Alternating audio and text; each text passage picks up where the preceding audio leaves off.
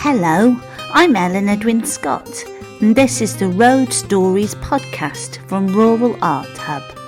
Home and away. Roads go two ways.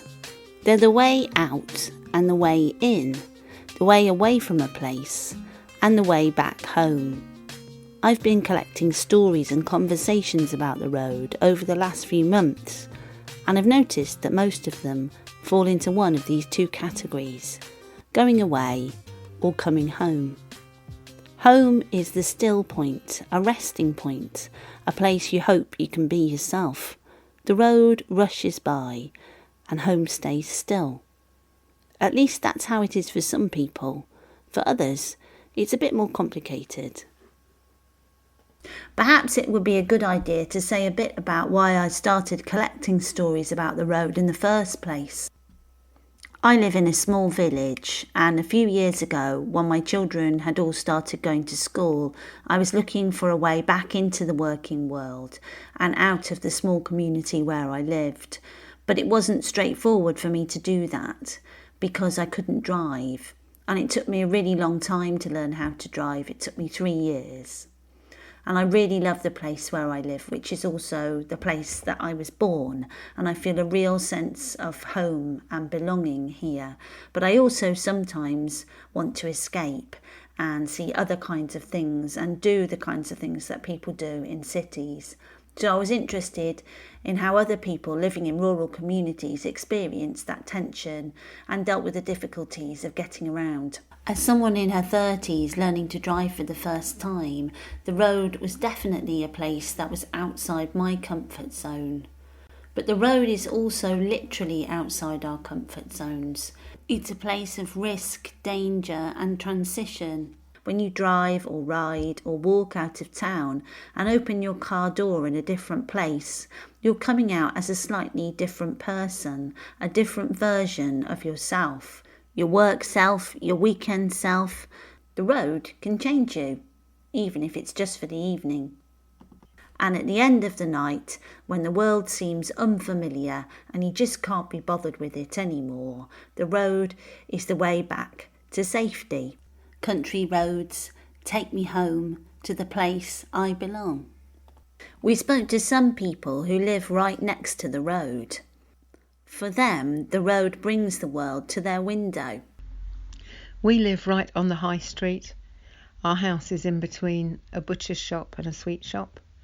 My neighbours, who've become friends, are shopkeepers, like the barbers opposite, where we both have our hair cut. Sometimes in my front room it goes dark and I look up and there's a huge agricultural vehicle going by, maybe with the wheel as big as the window, blocking all the light in the window. And because most of the houses on the street are 18th century, it's very narrow. And when these big vehicles go by, the whole house shakes. You can feel it rattling and shaking like a little minor earthquake. One thing I like about the road is that there's not really a lot of traffic, especially in the evenings. So you often hear people running about between the two pubs or shouting at each other. Sometimes you hear people having rows on the phone with somebody. It's a really good evening at the last night of the school summer holidays before the secondary schools go back. All the kids come and run about in the street shouting and whistling. That's quite an exciting night. We look out of our window at that. I think the best times are when the road is actually closed to traffic though. So like on late night Christmas shopping, which is also turning on the lights at night, they close the road and all the shops stay open in the dark. And the street is just crammed with people, and there's a parade which has included for a few years 3 live camels with kings on them, go down the high street to the church, and then people sing carols. That's a really nice evening. I guess the best day of all is Carnival, when the streets are closed all day and right into the evening, and the streets right from early in the morning outside our house, the road is completely crammed with people. And then on a really good year, the carnival can take 50 minutes to go past the house with big floats of big lorries and loads of music and dancers and bands and stuff like that. And that's makes it just feel really lovely because there's so many people there. Once, when we just moved here, someone that we knew only slightly, but who was a very beloved figure in the town, he died sadly, suddenly. And on the day of his funeral, I was getting ready to go to the big church to the funeral. And when I came out of my house, I could see shopkeepers all up and down the street coming out, putting their jackets on and locking up to walk down the middle of the road, following a big fire engine, because this man was a firefighter. As everybody, it just felt like everybody on the road was part of this funeral. It was a very community event because he was a very nice man, a very beloved man in the community. So it's like the road is partly divides us because of the big vehicles, partly we need it to go, for people to go through, but it also does bring people together as well. Once I looked out my window and I saw a whole trainload of travellers, caravans, traditional caravans and pony and traps and horse and carts going right down the centre of the road slowly, and they were going to the travellers' graveyard, which is at the other side of town. That was a very moving event too. I love the way that in that story, the road is like a kind of stage where you can look out on the theatre and the spectacle of life in that town. It's a wonderful story. We started this project on the A495, and I've spent quite a lot of time over the past few months walking up and down that road, just getting a feel for what's there, getting a sense of things, and sometimes meeting people along the way. One day I met a man outside a church there. He didn't live there, but he regularly drove over to a tiny lane off the road that he called Tranquility Lane. He seemed to know a lot about the trees and the wildlife in that area. He showed me where birds nested and the names of some of the plants and flowers that I saw growing along the path. He seemed to do lots of jobs around the place, gardening jobs, mending roofs, things like that. This is in the church hall and the churchyard. And although he still lived many miles away, he came regularly to Tranquility Lane, where he'd found a community of people who could support him after the death of his wife. Tranquility Lane, Tranquility Lane. It's not the real name, Tranquility Lane. Those days I was always driving. I drove to be far away. I drove out into the country because it was too hard to stay. Too hard to stay home in the kitchen, sitting in your old chair, watching the kettle boil, watching the steam rise in the still air. The people there say I'm a stranger, not a villager like them. I come in my car, I come on the road, and I go home again.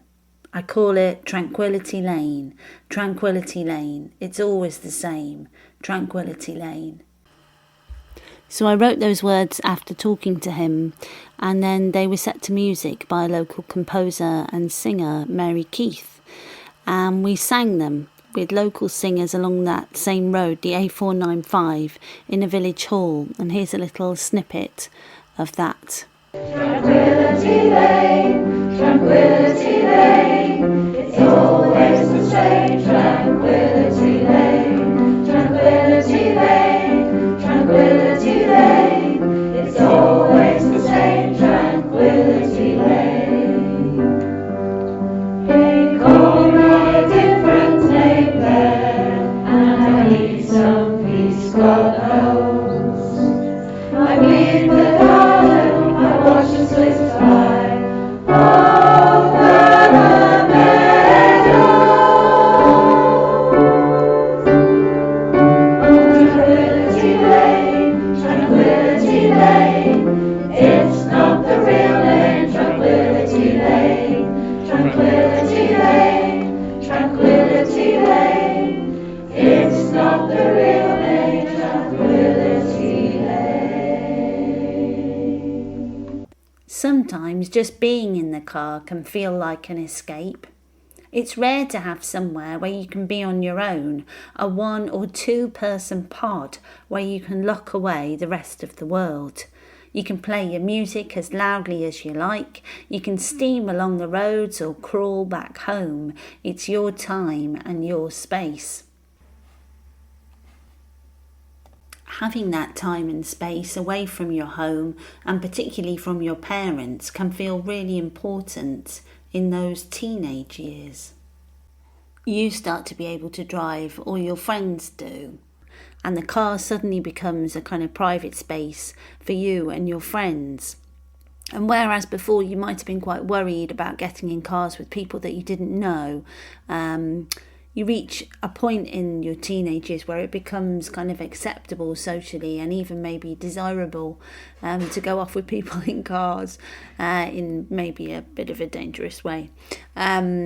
Myself and Joe, my collaborator on this project and the director of Rural Art Hub, were talking about this one day, and I'm going to play you a little clip from that conversation. So what were you saying? You were saying about stranger danger, Ellen. Do you remember Stranger Danger?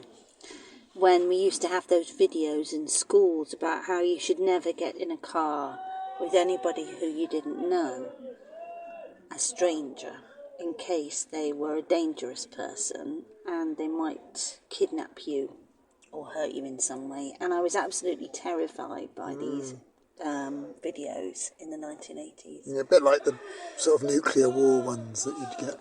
They were really terrifying. Yeah. And then because of that, when I was out playing, if I saw a car that I didn't recognise in this quite isolated rural area where I lived, I would be really scared and I would run away from the car. Yeah. But then again, when I became a teenager, I think I think something changes then. You're sort of really scared about going off with people you don't know when you're about 10. And then suddenly you reach the age of 14 and you think it's totally fine to get in cars and all kinds of vehicles. With people who've just passed their test before. As well, yeah. Yeah. Somebody's brother picked us up in a car and drove us to somebody else's house somewhere in the Welsh Hills. And I remember being in this house and in this car and thinking, I have no idea where I'm going or really who I'm with, and feeling that wasn't really very safe. No. It was fine. I was totally fine. Yeah, I mean, I've got numerous inappropriate stories I could tell to add to that. Or where I've been. Mostly from my teenage years, actually, yeah. No, I mean, because the car would become this space where you were away from your, it could be a private space. Yeah. There were some definitely fond memories of like Bob Dylan down the country lanes with my best friend. So the car can be a private space that is quite nice to be in. But the road can also be a way to experience other versions of yourself. A place where you can speed up or slow down, where you're literally on a journey, but where you also might explore other identities for yourself. We spoke to a lot of bikers on this project. Many of them talked about this. Simon Airy sent us a clip about wearing the outfits. Living in Welshampton, you regularly see packs of bikers riding through on their growling, buzzing, mean machines. Well, I'm a biker as well. And my wife and I go to these cafes sometimes, the ones that are frequented by bikers. And we see them park up their wicked, speedy motorcycles. And they come in looking mean in all their gear. Then they take off their helmets and they're almost always in their 50s or 60s or even older. Now, I don't usually ride in a pack, but I see myself in these guys, or perhaps I see myself as others see me. You see, when I drive a car, I drive it gently and sensibly, as though I'm 63. Well, I am 63. But when I ride a motorbike, I ride as though I'm still in my 20s. Well, you have to ride a bike like that. And that's how we bikers live the illusion, maybe, that you are as young as you feel, or maybe you are as young as your motorbike makes you feel. until we park up at a cafe and then we hobble to a bench in our racing leathers. We take off our helmets and nobody's fooled anymore. Perhaps we should just laugh at our ridiculous selves sometimes and then ride happily back home to our pipes and our slippers.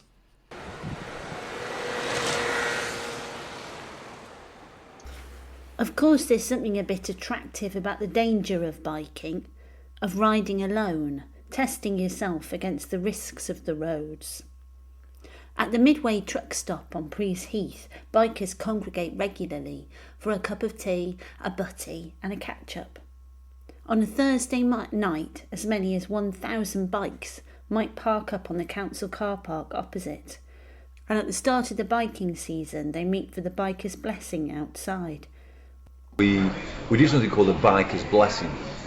So at the start of the sort of riding season, which is kind of, we're getting into spring now, so a lot of people dust the bikes off and bring them out away through the winter, and we kind of just gather people together. We just say a prayer. It's very simple. Say a prayer, really. Just pray a blessing on bikers and for the season, and wish them all the best, and have a bite to eat and have a drink and play a couple of songs, and if the weather's good, we'll do it outside, and if not, we were just saying we may end up doing it actually inside, depending on the weather. That was Malcolm. He's a vicar from Stoke and a member of the Christian Bikers Association. We also met Colin at the Midway truck stop. Like many of his biker brothers, Colin has lots of scars and tattoos, and each one tells a story. In 2021 he had a brain tumour. It was an 8-hour operation. He went straight home afterwards because COVID had just come in and he was scared to stay in the hospital. One of his biker friends picked him up, and the owner of the cafe arranged transport for him so that he could get home. I asked Colin about the line of safety pins tattooed across the deep scar on his head, and he explained that this was from a car accident. He'd rolled the car off a bridge and been lucky to escape with his life. Colin's scars and tattoos are a list of road stories written on skin. A living catalogue of a fraught relationship with the road. But despite all that, he's waiting for a big motor trike to be delivered, and he can't wait to get back out there. He's treated like a member of the family at the Midway. He comes to the cafe every day, and he's tried everything on the menu. And it is a very homely place. It's got a lovely sound. The clink of the cups, the whir of the fans in the kitchen, people's names being called out for their meals. As Malcolm put it, it makes you feel at ease. Malcolm writes sermons at the cafe. Strangers chat to each other. People sit on their own with the paper. Truck drivers put their heads on the table and have a kip. There's something so lovely about being on your own in public. A private public space, a home that isn't a home. Not that everybody is on their own. Families stop here on the way to caravans on the North Wales coast. Brothers and sisters eat chips out of bowls. People pet each other's dogs and feed them scraps. Jeanette, the owner, tells us that Mother's Day is one of their busiest times.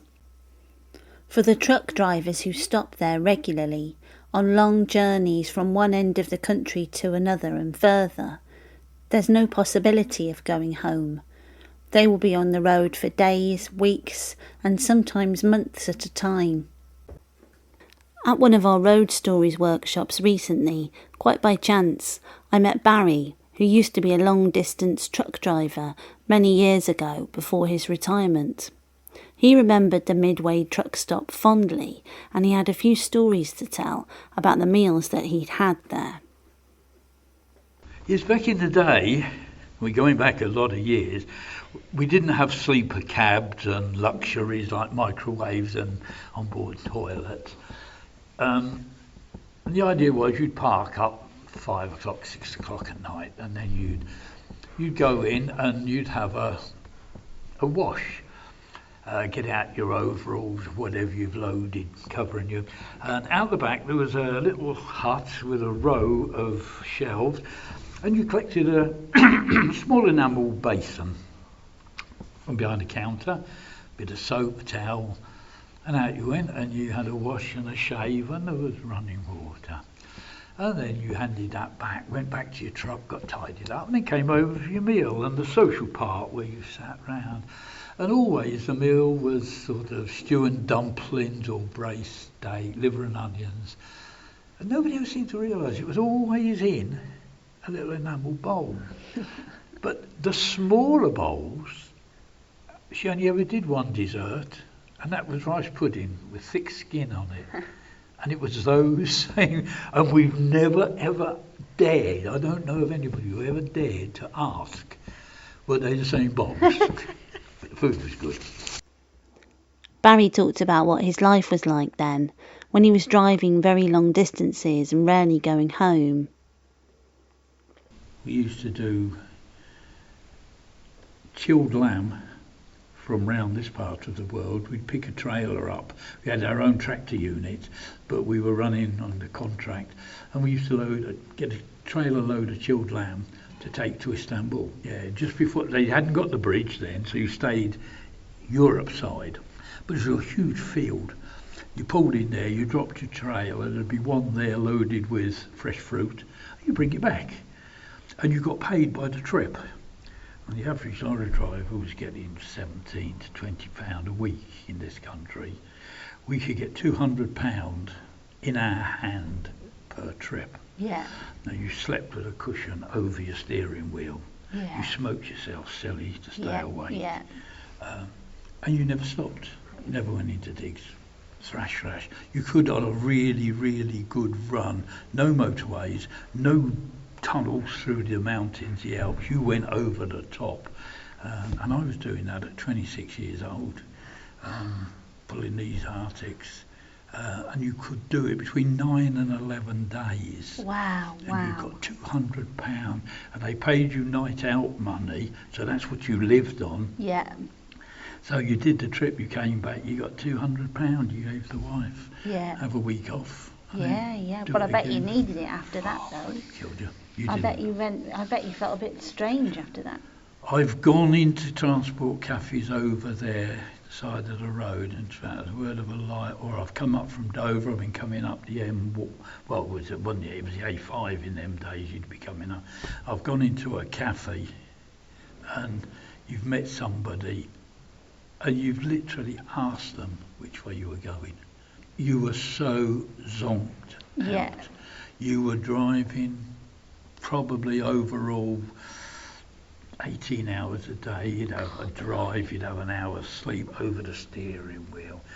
I remember once I pulled into a lay-by, and I parked behind a lorry that was already parked, and he got his tail lights on, cushion on the steering wheel. I fell asleep, and all of a sudden I woke up, and red lights in front of me, on the brakes. Oh no. Honestly, I nearly had a heart attack. Yeah, I bet. So panicky, I thought I'd run into the back of a lorry. Yeah. And the number of lorry drivers, going up to Scotland, up through Lesmahago and Crawford, places like that, there were 4, probably 5 deaths a week. No. Lorry drivers falling asleep and going over the side. Oh no, awful. Shap, there's a cemetery at Shap. You've probably heard of Shap, the hill road. It used to take about 3 hours in the old lorries to get up over there. They got the motorway at 70 now past it. But there's a cemetery at the bottom of the cliff. It's all lorry drivers.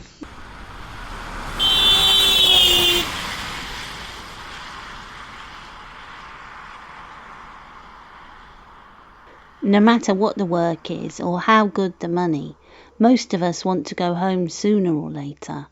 The road is the way back, but often it's an unfriendly, even an alien place, and what makes it so often is the weather. I was in my 20s, working in Wem and living in Ellesmere. I'd not long had a company car, and usually loved the journey back and to on the Ellesmere to Wem road.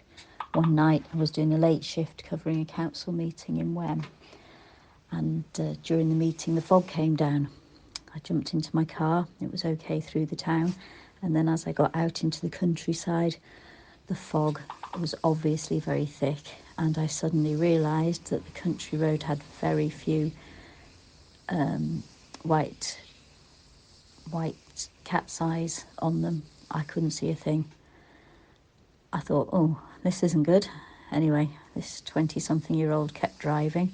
The fog was swirling around, and I began to think, what's on the other side? What's around this corner? I can hardly see.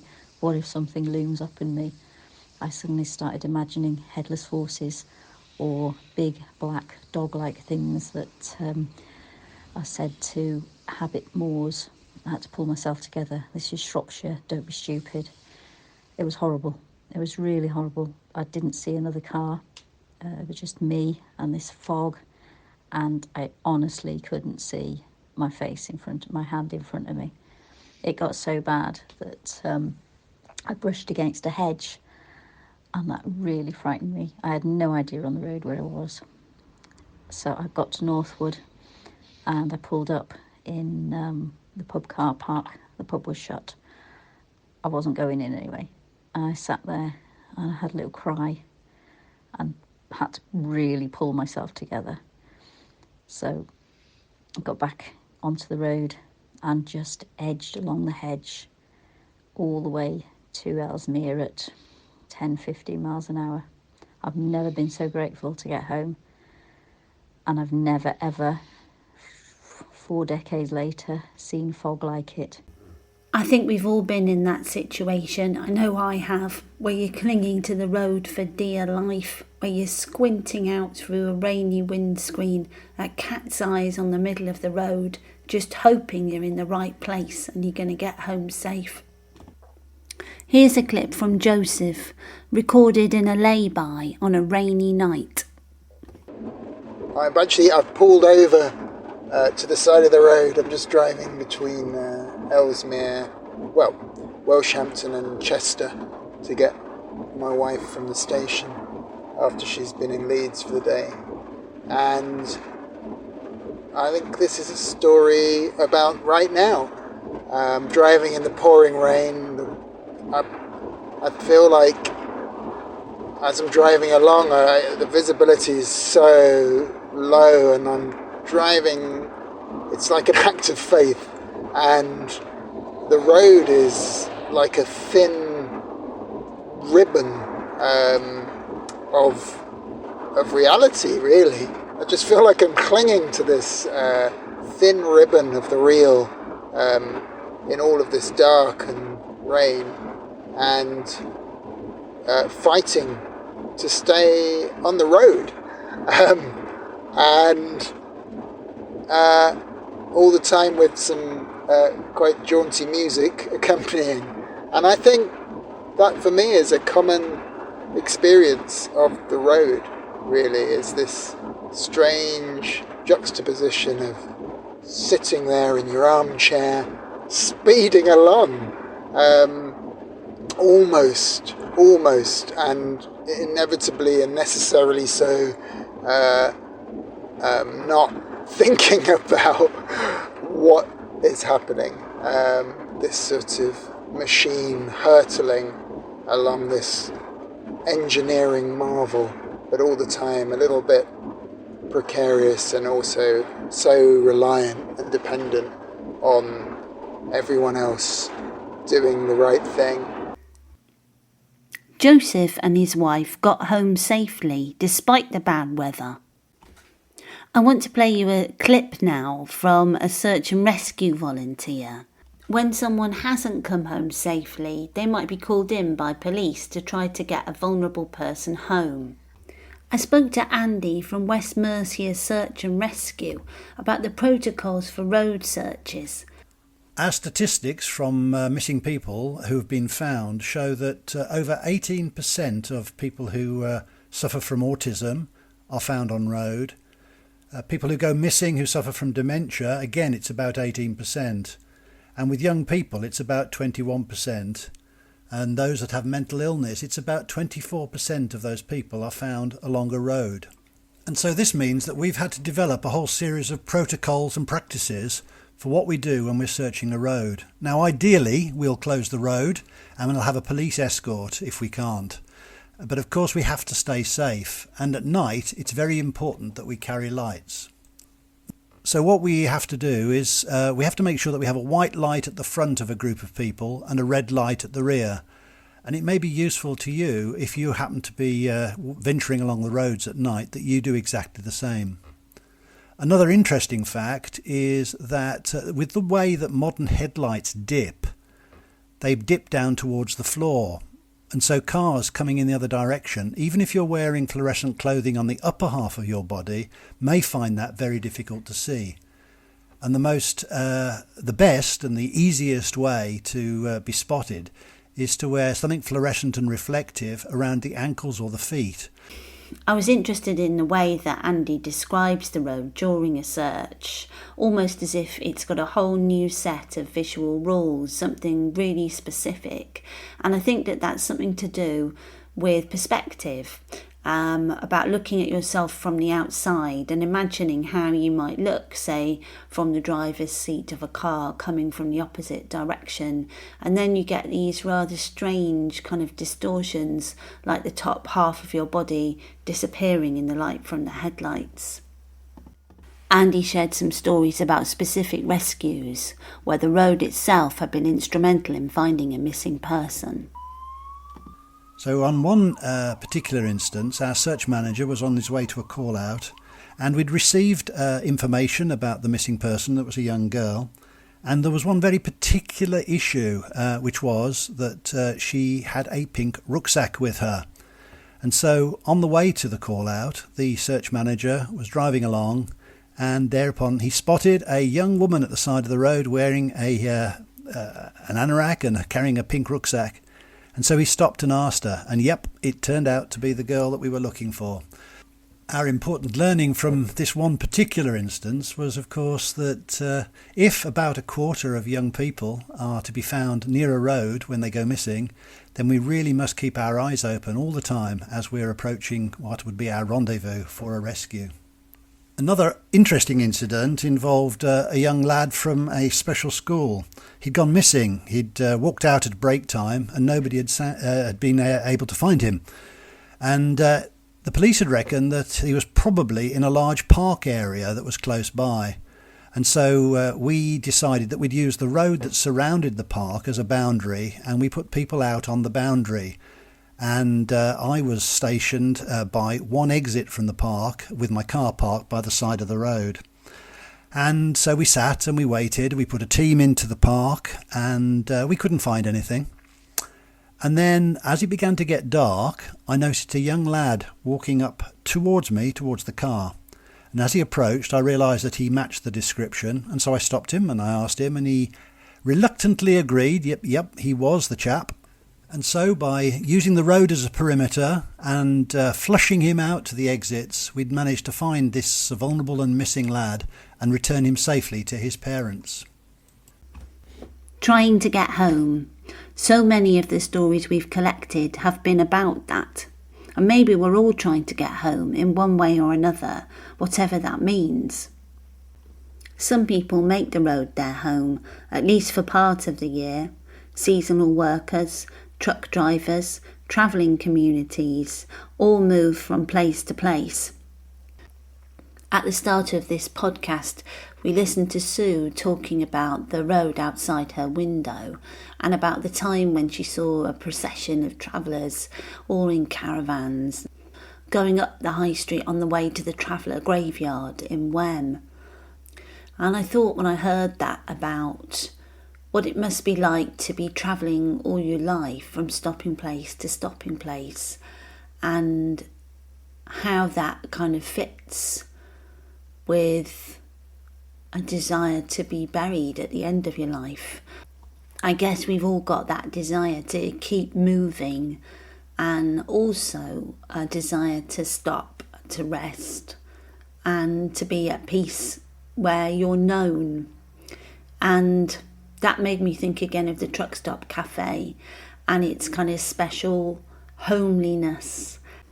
Jeanette, the owner there, told us how customers would often carve their names on the tables, and that underneath the plastic tablecloths that were there when we visited, you could find all the names of people who'd come and gone through the cafe.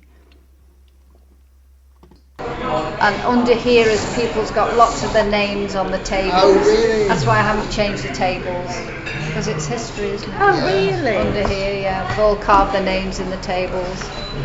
So That's nice. So it's easier to clean if we have these on top. So I'm sure there was one lad come in the other day and he said, "Oh, I carved my name in the one and I call it the coup around there, the little." Yeah. And but we couldn't find his name, so maybe the table had been moved. I don't know. You came in looking for his name. Yeah. So that was nice, really. So the road takes us out into the world, into life, and allows us to experience danger and to kind of test ourselves against the risks of the world.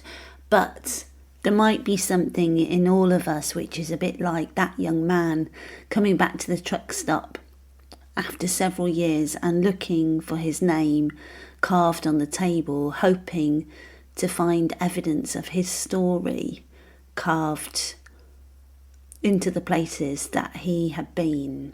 And maybe that's what we mean by home.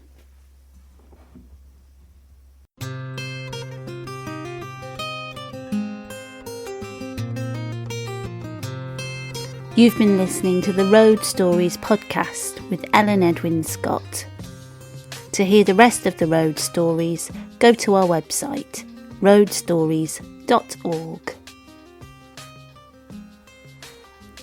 Thanks to all the storytellers, to Mary Keith, to the singers in Welshampton Village Hall and to Disco Tree for their contributions to this podcast.